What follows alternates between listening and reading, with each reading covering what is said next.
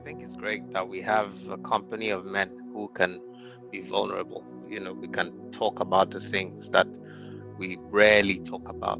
And what this means is that because we're not really used to talking, it means it will take a conscious effort. And I want to call that out because our default is to lock up. we lock up. Of course, you probably have a friend or two that maybe you're able to unburden of, but when we bring other men together, you know how men, we're not really used to that. So you need to understand this and make a conscious effort to move away from that, because that's the purpose of this. That's why we've locked the door. No woman allowed here. It's just for men by men. And of course, we take instructions from God. So I'm really, really excited to be here. Just on the last point that Mr. Damola said, and I want to throw a question out in the open, because if we must take this priesthood very seriously, we need to start to examine the blockers. We need to ask ourselves some questions. I'm going to throw one out there, but I want to tell you how very practical this thing is. It's so true. It is so true. As the priest of your home, you're in charge of the spiritual climate. There are things you must say in order for angels, in order for messengers of God to partner with you and make it so. When you don't do those things, the devil has, ignorance is costly. Anywhere, ignorance is costly. So how much more in spiritual things? I want to share something very, in fact, it's happened once or twice now, and it's so real. And I want to use that to throw a question open. There was a day, and I know a couple of us probably can relate to this. Listen, my oldest kid is 12. But there was a day that I was in the house, and listen, it looked like chaos broke out. The kids, the elder kids were crying, were fighting each other. These things are normal. Your kids fight, but listen, they were fighting. It was just unusual. They were really quarreling and going at each other. My youngest son was also crying for nothing really. My wife was frustrated because she was trying to, I was trying to just lie down. I just remember I was thinking, these people, please, chaos. And as I laid down, I think I was trying to even read my Bible or something like that. And as I laid down, listen, over the course of this stuff, we'll examine topics such as a prayer line. One of the things that priesthood does for us is that it gives us the benefit to realign ourselves to be able to receive. Minister Damola said something very early on when he was praying, and I want to bring it back here before I throw my question open. Christ is the head. The man, right, is under Christ. The woman, your wife, is under you. Your children are under, that's the order. So Christ, it means that, and the way we're wired, our instruments, even biologically, we're built to go into the woman, to give her something. She's built to receive. Now, that thing we're giving her, you may think it's just a physical exercise, but I'm telling you, all of that is coming from God. You're literally in a place where it's not just the physical part. Everything that needs to go in, you're the one who is distributing. It's supposed to come from you. The misalignment comes when that man is not submitted to Christ. And other things begin to give him stuff, and it just sets the tone. And as I laid down there, my initial reaction was I just wanted to shout, stand up, and men, you know how we do. I wanted to back out a few sets of orders. You, sit down, you. That's what I wanted to do. But as I laid there, and I kid you not, I heard in my spirit, rebuke every spirit of confusion, of chaos. Tell it to go away. Do you know that while I was there on my bed, I just said a simple prayer. I said, I take control. I take authority over the atmosphere of this house. I rebuke every spirit of... I said I can't remember exactly what I said. Do you know that I did not say a word to any of my kids? Instantly, my son who was crying for whatever, he just went quiet. The girls who were fighting, nobody separated them. Guys, I'm telling you, if it was me a couple of months or years ago, I'd be like, it sounds spooky or so. But I am telling you, the devil needs an inch. He comes into, and all of this just adds pressure, adds additional pressure on the man. My first question that I want to throw open is this, and I want to hear from everyone, because guys, this is not. Let me make some things clear. We're like a group of people with Christ in our midst. It means that we're here to learn. Do you hear when we're saying, listen, people who have 22 years of, we're here, this is the iron sharpening iron. And our deliberate intention to submit ourselves to God means that we're giving him the authority, the influence, the right to come and speak to, so that we leave here sharpened. And as we do this, we become sharpened, and guess what? People step into priesthood. People begin to grow in priesthood. This is not something you step out of. We live lives of priesthood. So my first question then is this. In this day, in this time, and we know the routine, busy schedules, what deters men from being the spiritual pillars of their family? Think about it. In a lot of families, even a lot of men that are here, when you think about that spiritual pillar, who is really carrying that pillar?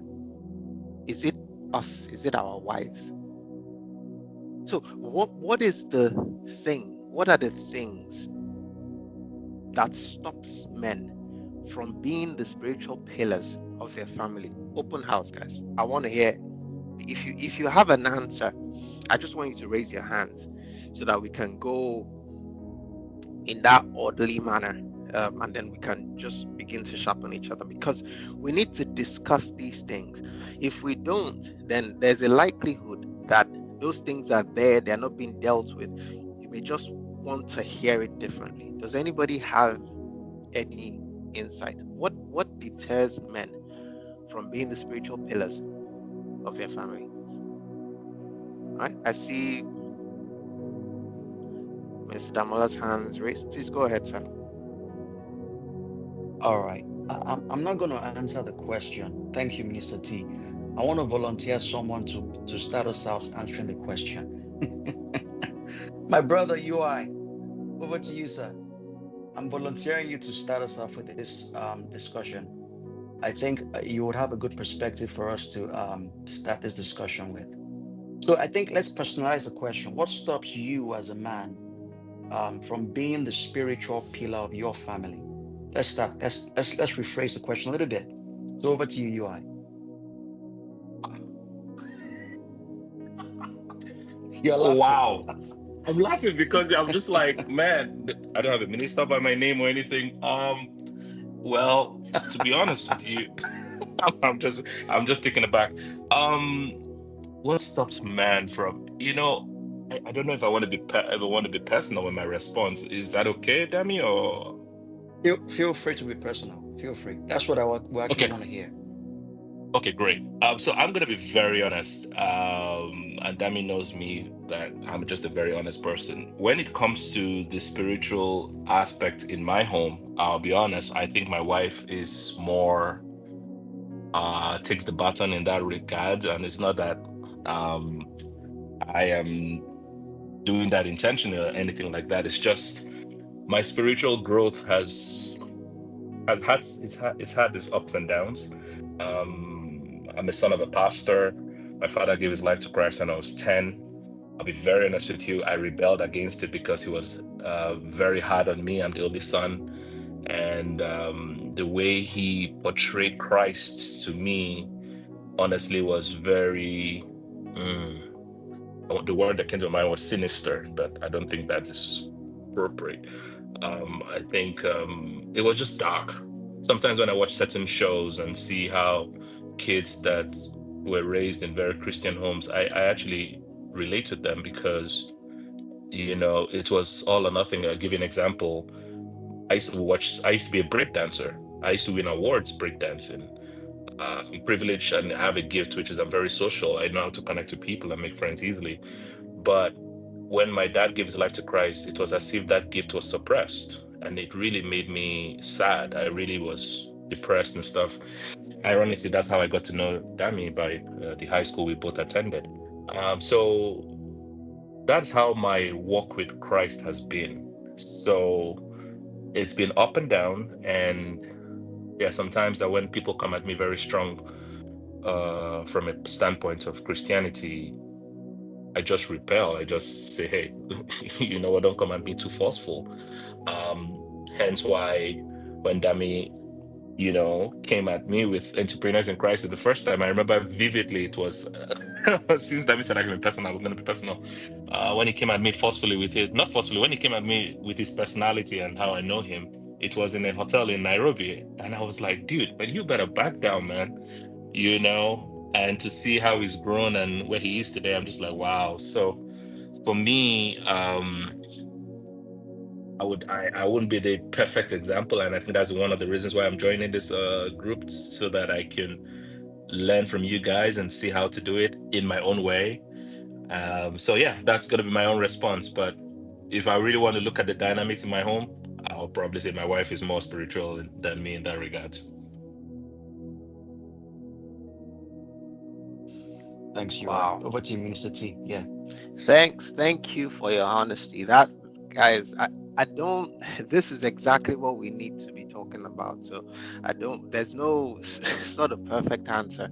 Is there? Okay. I know what I'm going to do as well. Since we're volunteering our best mates as well.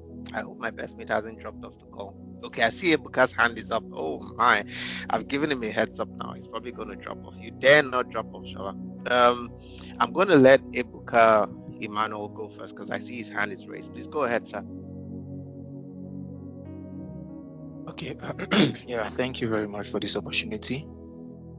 And okay, the question is like, what actually stops a man from being the spiritual pillar of his family? So I'm going to answer this question from a personal point of view. For me, I think one of the hindrances that have actually been hindering me from, having this spiritual connection, this actual spiritual connection, this genuine spiritual connection. I think basically it's just the internet, the things we see, those things we see on the internet that, the pressure, the peer pressure, you wanting to please men, doing the beats of men and not of God, trying to please men, trying to be that person in that environment that everybody likes. I'm talking from a personal point of view. That pressure to always, come out in the society and feel loved, and, when you enter into the internet, you see all sorts of oppression, you see young guys like you being successful and you'll be like, come on, I have to level up. You have this pressure in your heart, when the truth is you don't know what God has planned for you. You don't know if it's your time. Because I see most of my friends, who are married, some of them who have, at least they've had some kind of purpose in their life. They're really doing well. They have cars, I always ask myself this question most times, that why am I not like this? What is it that I'm not doing well? And I tend to feel this pressure the more, and instead of running to God, I try to lean on my own understanding. I try to view everything from what I see in the internet, what I see my friends do. I've never had this guidance, like I said, my father was a very spiritual man, and it's really pained me. Like I came to that consciousness at a time that everything I'm experiencing was, it's partially because of the fact that my dad died while I was younger. Like I did not really have this spiritual connection with him. Yes, we grew up as a family, we have morning devotions every morning, but when he died, that culture in our family, but the fact that we always wake up every morning, we might not actually pray at night, but my mom does pray, but it has been a culture ever since. In my family, we always pray every morning, and this is something my dad always conducts. So I feel the internet, like I said, is a major problem on young youths. Yeah, I'm privileged to be among fathers in the house. Yeah, I'm privileged, and I know I'm going to learn more. But I mean, I'm speaking of people in my own age category. I'm 28 years old, and I believe the internet, the peer pressure, the how will I put it? The devil has made the internet so captivating that you need to do what this person is doing, or else you will not get to this particular place. You need to level up. That pressure, it's there already. So it is one of the major factor that's hindered young people, young Nigerians to be precise, all over the world too. Yeah. So I feel for me, that's one of the problem. And it's really it must be tackled. It must be tackled. We need to find a way to make do of the internet, glorifying God. You understand? Because when you look at the internet today, you see all sort of, you just scroll past through Instagram reels, you scroll past through YouTube reels, and you're seeing all sort of immoralities, you're seeing all sort of pressure, you're seeing a 17-year-old boy buying a Benz, you're seeing a high school leaver, killing his fellow brother because he wants to make money, using their girlfriends for rituals. And we hear these things. This thing has become a part of us. Young people nowadays, they have this connection with the internet that they cannot do without their phones, like being phone addicts. You understand? So this is one of the major problems we have. Yeah, this has really stopped so many young people from finding their purpose in Christ. And I've come to this understanding, and I try to limit myself so many times from my phone. I try to, because I've been a victim, and by the grace of God, I'm no more a victim. I've learned how to control myself once I'm on my phone. I tend to, scroll through, I tend to follow, there's a way the internet is built. When there's a particular kind of reels you love to view, you tend to have those kind of reels come up on your phone. So I tend to fill my spirit with the things of God.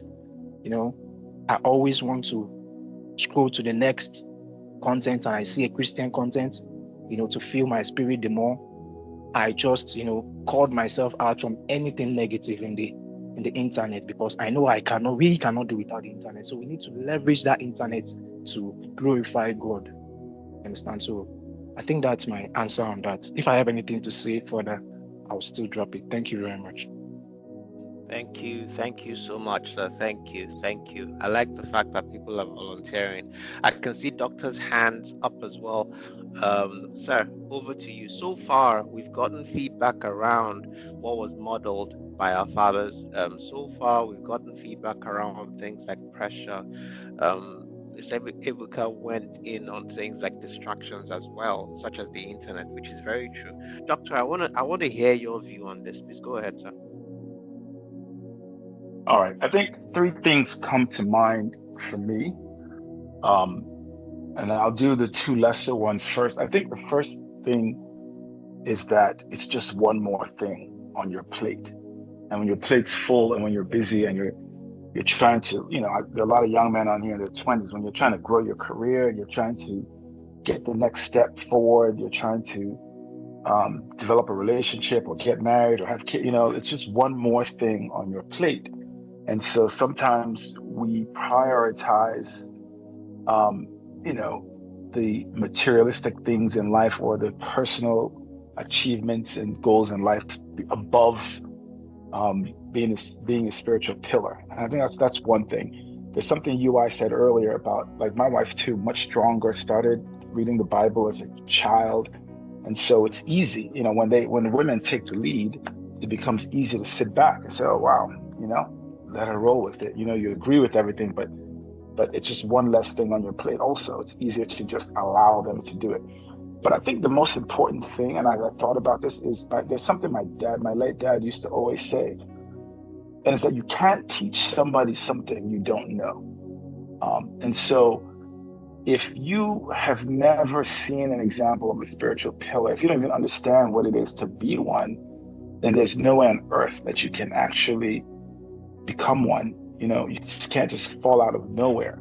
And so, and then it's part of the reason why I think this group is going to be so important is that, if we learn what it means to be a spiritual pillar, and then we can show our kids, and they can show their kids, and we can keep passing it on, and this thing can grow.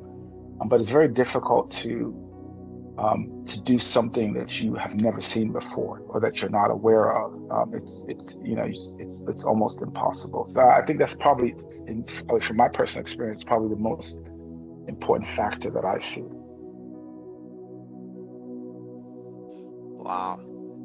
Thank you so much. I think we're now getting into the commonality of some of those things, and I think it's very true, because for we men, we sort of there's a lot on the plate, and then you just try and prioritize what needs to get done. So if you wake up already and there's 5 from yesterday you didn't finish, and there's another 4, then you can easily put the priesthood thing at the bottom of that list, which people just don't get to on a day-to-day basis. That's very, very true. And I think another commonality with what UI had said as well, and I think it was on what was modeled, right? We find out that the way we run our homes could be literally stuff we saw. Priesthood, for all we know, can literally be you ring a bell at 5 a.m. in the morning, get people to do a 5 minutes prayer, they do it, they finish closing prayer, that's it. Maybe because that's how, growing up, that's what we saw our fathers do. Or it could just be the Sundays, putting everybody in the car, making sure you get to church early. For some, it's the special events, Easter, Christmas. You cannot give what you don't have. And guys, I want more people to come up and talk. That it could be the same commonality, but it's important to draw a line between these things so that we can see what we're dealing with and work backwards from there. Let me see. I think I have another couple of hands up. Okay, I see Tenny James' hand is up, and then Fitz as well. All right, Tenny James, please go ahead. Okay, thank you very much. Thank you once again, sir. Thank you for all the contributions thus far. Yeah, for me, what stops me from being the spiritual pillar of family? Well, first is that I think it's more of lack of identity and purpose. Lack of identity and purpose. And then secondly is a lack of understanding of my position as the not just the head of the house now, but as the priest. Each time I remember the story of Adam and Eve, when Eve went ahead to eat of the fruit that God said they should not eat. And when God came to call in the evening, the first person God called was Adam and said, Adam, where are you? And I got an understanding that calling was not of a location. I think it's of a position, basically. So it's more of understanding our position, or let me say, understanding my position. Once I don't have that understanding, and then I lack identity, or a lack of my identity and my purpose, and then I cannot stand in or fit in my place as a spiritual people of my family. So I think that's basically the few lines that can connect together with regards to that question. Thank you very much, sir. Thank you so much. Thank you. I know I saw, was it Moses Oku or Fitz? Yeah, I think it was Fitz. Fitz, I thought you changed your mind, but guess what? You were caught on camera. So I think you had something to say, right, Fitz? Yes. I wanted to add to this. In my opinion, men are usually the ones who are out there chasing money. Yeah, because they're more money inclined. Women are the ones who are more family inclined. And, the church has more women than men. So naturally, women may take the place when it comes to getting the family together, seeking God, but men may not necessarily have time with that, and they are more about looking for money and bringing money. So it's a grace to have a man who loves God and who can take the place as a king over a king and a priest over his home. But on the general note, men are more out there looking for money and not taking care of priesthood or kingship in the house. That's my opinion about it. And a very honest opinion at that as well. Really appreciate that. I think it's true. Yeah. Fitz, I want to throw a question right back at you. Forgive me, but I just listen. I want to, and maybe this will also spur some more people. I see more hands are coming up. It's exactly what we want. Let's get your thoughts out here. More than often, your reasons may be locked in. When you bring it out and we begin to discuss, it then loses the, it's no longer maybe valid enough, or we start to unpack things from there. So, Fitz, do you think that one of the reasons, no, I can't say there are a number of reasons clearly, men are out there chasing money. Do you also think it's because men don't prioritize this thing? And I know we can also link it back to what Doc said. You can't prioritize what you don't really understand. But what's your view in terms of, do you think men are just also looking at, this priesthood thing, let's outsource it. It's not as important as me going out there to chase money. Do you think there's an element of that as well? Very true. Very true. I seen it play out in my own family, like when I got to know the realities about God, and I'm trying to bring my siblings into knowing God, and they look at me as if I'm crazy, like I have nothing else to do. And I sometimes I just say, well, there will be a time when they will come to understand me, and I can only push so far. But yes, it also has to do with prioritizing. Yes, I mean, it comes back to the thing. They're more about chasing money, and they haven't put God in perspective. Right. Right. Thank you so much. I see my best mate has volunteered himself. I was coming to you, but it's a good thing you brought yourself. So go ahead, please. To be honest, it's exactly that, right? I'm trying to get in before you volunteer me. So yeah. Okay. So just very briefly, I'm just going to echo Doctor's and his words. It's exactly that, right? So when men, we have huge, sometimes almost unthinkable burdens and responsibilities on a daily basis to provide, to be the head of your home, to support your family, your immediate family, your extended family. There's a lot of external pressure, right? But I can tell you, so we say let's personalize, right? So in my case, all of that appeals to the personal pressure that I have internally, for example, right? So we're daily basis, we're under immense pressure to deliver. Whatever delivery means in the world, in my world, it's many, many things, right? It's family, it's work. Family split across my immediate family. So my family, wife and kids, there's everyday pressures to provide, to support, to be there for them. But then at the same time, you're thinking about your kids' future, and provision of, in that sense, basically. So there's external pressure, right? So that's one thing. But then there's immense internal pressure as well. So this is me personalizing it, right? You have goals, you have dreams, you have aspirations, and every day that you wake up, you visit mentally, right? And for those of you that journal or you write down your goals and aspirations and things, every day you go back to that drawing board and you have a visual of how far you are from the goals. That is immense pressure, and it doesn't go away.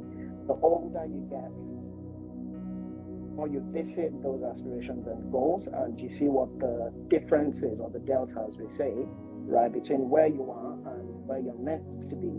It piles up, right? Yesterday's pressure piles on today's on, and you want to do more. We all have 24 hours, so you want to do a little bit more. You want to try to meet up those targets, those objectives, what have you. And then there's, just the sheer weight of every day, right? You go to work, do whatever you do, you have to provide for family and all of that. I'm sure everybody understands where I'm going with that. So there's all of that to echo the doctor's thoughts, as I said. And only thing with all of what I've said is, as you may have already noticed, that the key factor that's missing there is God. And the key thing there is prioritizing the spiritual and being a priest in your home. Simple analogy is nobody builds a house starting from the roof, right? You want to start from the foundation. And if we're being truthful and honest, God needs to be the foundation and the basis of building everything else that I've said. So I think at the end of the day, we can talk about all the pressure, whether internal or external, as I've said it, but the key thing that we need to focus on first, as even the Bible says, to seek God first, seek God and his kingdom first, and everything else will be added on, right? So the key ingredients that typically gets missing is that foundation, which is God, fellowship with God, relationship with God, that translates into priesthood. So that's one thing. And very quickly, the second thing in terms of hindrances is everything else that life throws at us. So I explain this. Key life changes sometimes gets in the way. I don't have any specific personal one to share, but I'm sure people can relate. A lot of times something major happens in our lives, and it's so important to us. The scale of it, it's so immense that it just completely knocks us off orbit. Whether for a short period of time, whether for a long period of time, you can't reconcile things emotionally, you can't reconcile anything spiritually, physically, you're drained, you're burnt out. For a while, it's as if one is in a mess of sorts. And I don't know what that translates to mean for anyone, right? It might be losing a loved one, it might be losing a job, it might be moving into another country and trying to find your fit and nothing's working. It might be whatever it is, but those things tend to take us away from, the focus of being priests in our homes. It's my little submission. Thank you. Wow. Thank you so much. That was really, really, really Wow. profound. You want to say something, sir? No. I mean, just the points you gave just really resonated. Over to you, Minister T. Thank you, Mr. Olu. So I want to quickly, I don't know if you're all seeing a theme emerge. I am. And I'll summarize that theme this way. And I also see that there's Moses who wants to speak. But this pattern is very important because we then see where we all feature here. A man is a natural provider. He wants to. He's wired to want to. Women want to cater to, take care of the family, but the man is that person who's you want to be up and about. What are their needs? That hunter, that wiring is there. So this man grows up, albeit and we're focusing on maybe some of the gaps, in terms of you cannot give what you don't have. In growing up, you see how some of these things are done, but the common part is you're the man, you're supposed to do XYZ. At this point, you're supposed to be, you should be. And as the man begins to grow in a group of friends, he sees some things those people probably have that he doesn't. So that chase the tail scenario starts very quickly. And because, and I from the people who are speaking, we are very good men here. You may not believe it, but listen, the devil will tell you us all sorts of things, but we have men, from what I'm hearing, who want to, provide. You want to do right by your families. You want to, if you didn't, you probably wouldn't be here. And so these people, when you wake up in the morning, there's a couple of things you're trying to balance in terms of you trying to provide, you're trying to be out there to do XYZ. While trying to do XYZ, you have a friend who is at a certain place in his career that, or whatever he's doing, that when you compare yourself to, it makes you want to hustle a bit more. All you have are the 8 or so hours. Your life is changing. Maybe you moved countries, you're raising kids, there are needs, everybody wants something from you. Eventually, when you get some time for yourself, if you do, you're burnt out. We never really saw this priesthood thing working anywhere else in order for us to establish it as being critical to our ability to provide or be men. So the thing we know how to do is, you have 12 hours in a day apart from the time when you're not sleeping. You need to segment this. I need to be doing this, doing that. So you're hustling. You're out there doing what you're supposed to be doing. And to top it up, there's so many curveballs that could come, and the way to manage those is not necessarily being taught. Now, we're not doing badly because we go to church, but even in the churches, and this is another thing I want to say, and please hear me. I want to know if anybody else thinks this way. Is there anyone here that maybe in your church, wherever you went, there was a particular topic called priesthood that was taught? Can I see by a show of hands? You were taught in church priesthood. That is, priesthood is this is what you must do. Is it really being taught in that context of, let's break this thing down as being fundamental? Can I see any show of hands, anyone where this was taught to you? I know in the home we've said it, a lot of us didn't see our fathers model it. Even people who grew up as parents, or maybe pastors, or people who were really, really active in church, sometimes your experience is very different from what the church members saw of your parents. Your experience can be remarkably different. How many people, and so this is also not a curriculum in those places where we then gather, even if it's once a week or twice a week. So it looks like there's this hugely important piece of our lives, but there is a knowledge deficit in it. That's the theme I'm seeing. I'm just trying to reestablish that pattern. I'm going to hand you over to Moses Ogwai. I know I did see your hand up, and I want to get your thoughts on the board as well. Everybody is important. Moses, I think I saw your hand up. Do you still want to say something, please? Yeah, thanks, thank you for everyone that has spoken.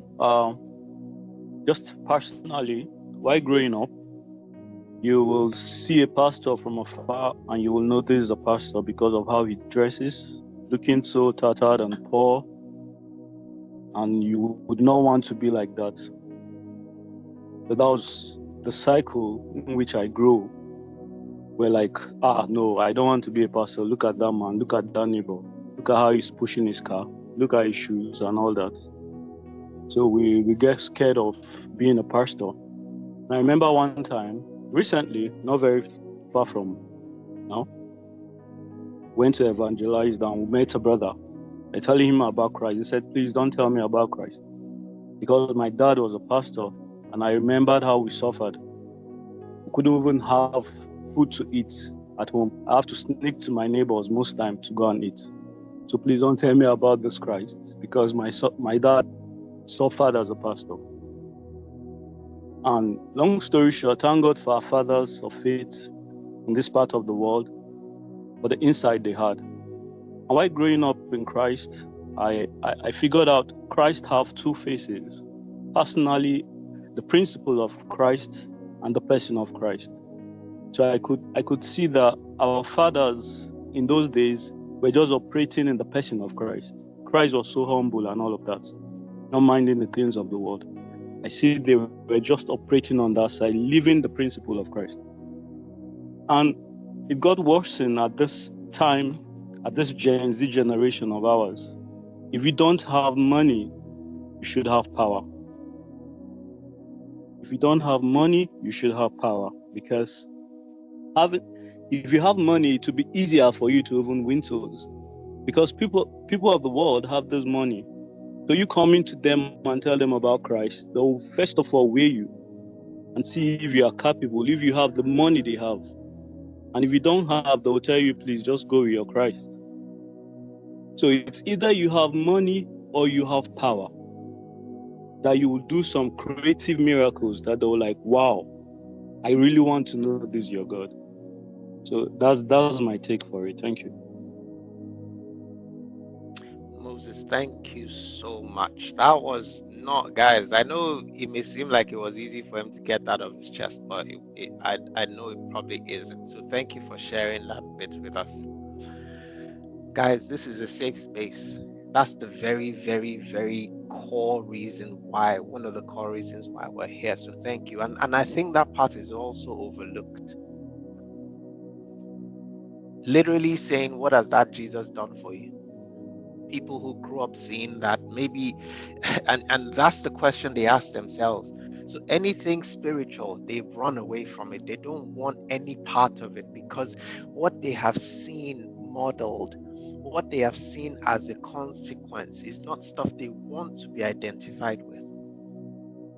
And that is so powerful. Thank you for sharing that. Guys, do you see how that cycle has sort of repeated?